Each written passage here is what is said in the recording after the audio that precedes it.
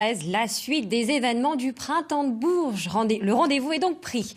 Toute autre ambiance à présent. Il s'appelle Valentin Riquois. Il va représenter la France au championnat du monde au Japon en 2021. À seulement 23 ans, il fait partie de l'équipe de France de coiffure. Julie Postolek et Didier Lepape l'ont rencontré à Dreux. Avec son chapeau et ses bretelles, Valentin ne passe pas inaperçu au salon de coiffure. Et son talent non plus. Un talent qu'il cherche sans cesse à développer.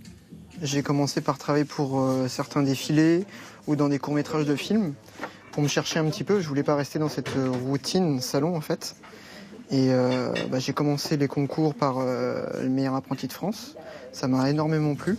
Au point d'être sélectionné pour faire partie de l'équipe de France de coiffure. S'il continue de travailler au salon de Dreux où il a fait son apprentissage, il s'entraîne en parallèle, matin, midi et soir pour se perfectionner et toute l'équipe du salon le soutient. Je lui laisse les lieux pour qu'il puisse s'entraîner le soir, le week-end, donc ça c'est important.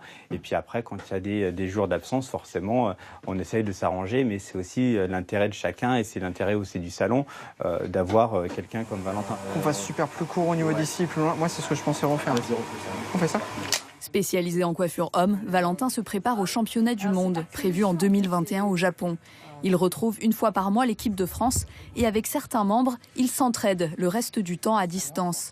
Mais Valentin pense déjà à l'avenir. J'aimerais continuer ensuite en équipe femme, pour pouvoir me perfectionner dans tout ce qui est chignon, comme pouvoir tout faire, pour avoir un grand ensemble, un bon pilier pour pouvoir enfin me lancer, pour me sentir prêt.